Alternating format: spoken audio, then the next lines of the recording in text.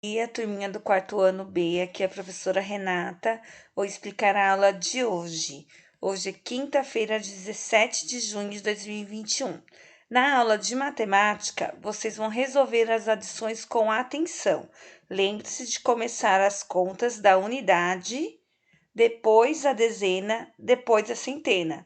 Elas são com reserva, o que quer dizer que vai subir um na dezena e um na centena, tá bom? Agora, na língua portuguesa, nós vamos pegar o livro Aprender Sempre, volume 1, e abrir na página 7. Vamos fazer a página 7 e 8, combinado? Nós vamos trabalhar a aula 3, o tempo em que se passam as histórias, reflexão sobre a língua, tempo verbal. O que vamos aprender? Nesta aula, você vai aprender sobre as palavras que mudam de acordo com o tempo das histórias. Leia as cartas escritas por dois estudantes.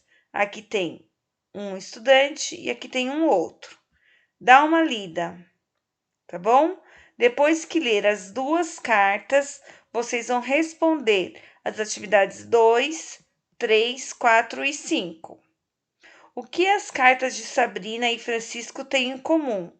O que tem de diferente? Então vamos olhar. Tem a data, tem as boas-vindas, tem o conteúdo, tem, né, a despedida com o nome, tudo certinho. Então, o que está diferente deve ser o modo como eles escreveram, o tempo da história, tá? O tempo verbal. Então, vocês vão dar uma olhada nisso e escrever aqui o que tem de diferente, tá bom? Número 3. Grife as palavras que foram escritas de forma diferente nas duas cartas. Que efeito essas palavras causam no texto? Então, volta lá nos dois textos, vai grifar a palavra que foi escrita de maneira diferente e colocar aqui. E dizer o que causou lá no texto, que efeito que ocorreu.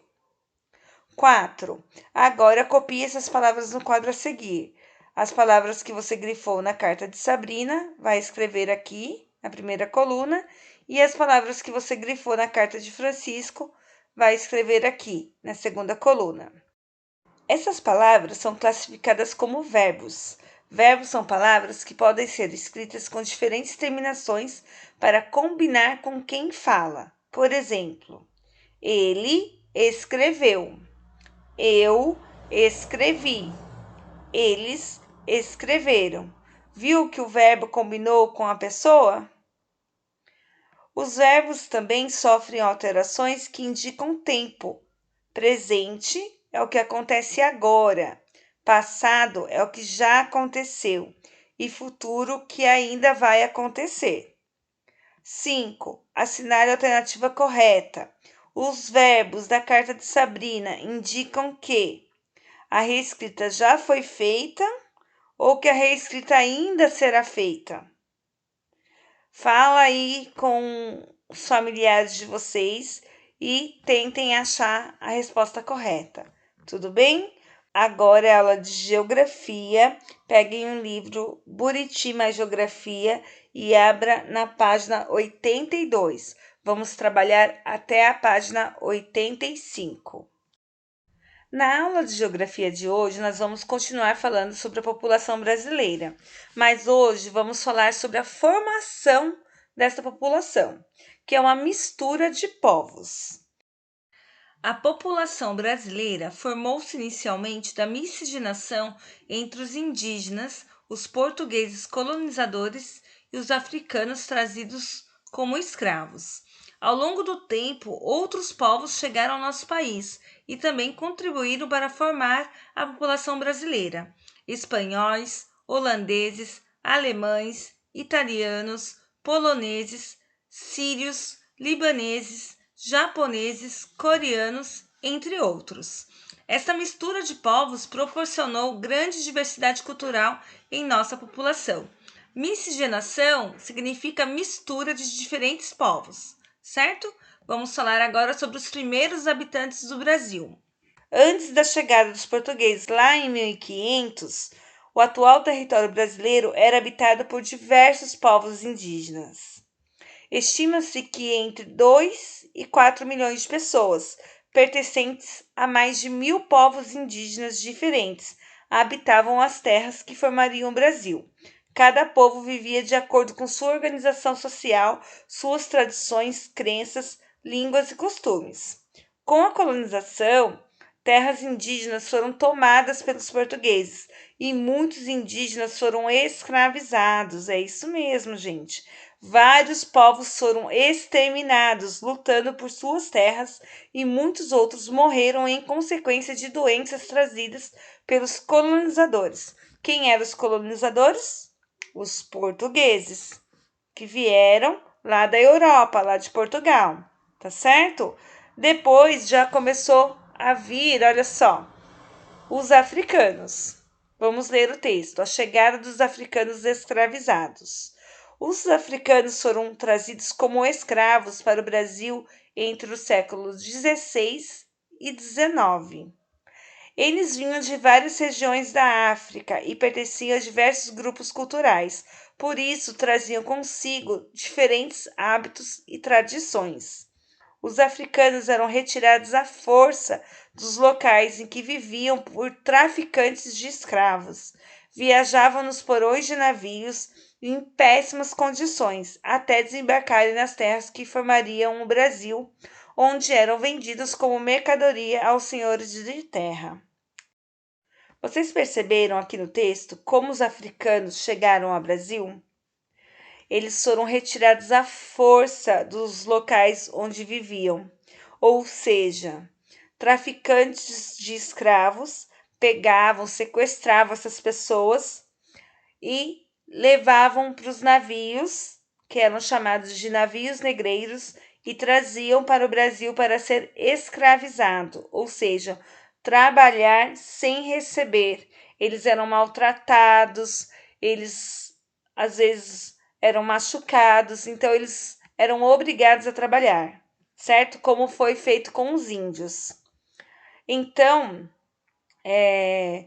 os africanos escravizados trabalhavam no cultivo de cana-de-açúcar e na produção de açúcar, na extração de metais e de pedras preciosas, no cultivo do café e em serviços domésticos.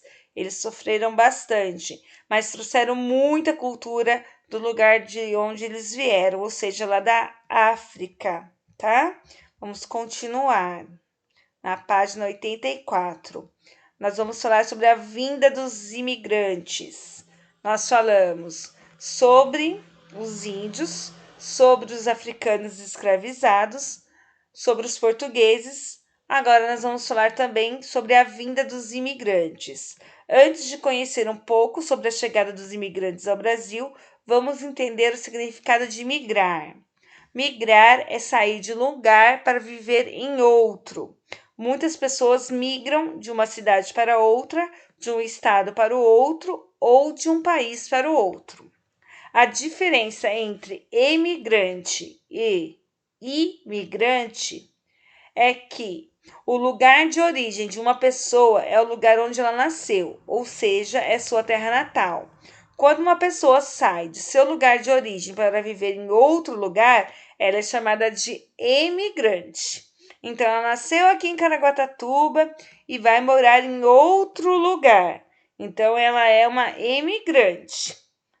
Quando uma pessoa entra em um lugar que não é o de sua origem, ela é chamada de imigrante, certo? Vamos lá. Os imigrantes na formação da população brasileira. Os colonizadores portugueses foram os primeiros imigrantes em terras brasileiras. Depois deles vieram muitos outros, de vários lugares do mundo. Entre os grupos de imigrantes que vieram para o Brasil em maior número estão os italianos, espanhóis, alemães e os japoneses. A vinda desses imigrantes foi mais intensa no fim do século XIX e início do século XX. Nesse período também vieram para o Brasil poloneses, sírios, libaneses, coreanos e chineses, entre outros grupos de imigrantes. Aqui vocês vão responder as questões 1, 2 3 e 4 da página 85. 1. Uma característica marcante da população brasileira se originou da miscigenação de povos e culturas. Que característica é essa? Responda aqui. Quem formava a população das terras que daria origem ao Brasil antes da chegada dos colonizadores portugueses? Fácil, né? Quem não lembra, volta lá na página 82 e 83, leia novamente os textos que vocês vão achar a resposta. A atividade 3 é uma atividade oral que vocês precisariam conversar com os colegas. Como isso não é possível porque vocês estão em casa, então vocês vão conversar aí com a família de vocês.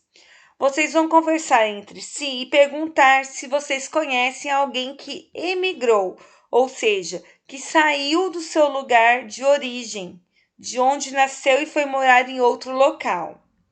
E se alguém aí de casa conhece alguém que imigrou, ou seja, que chegou de um outro lugar, certo? Conversem aí, não precisam responder no livro, tá?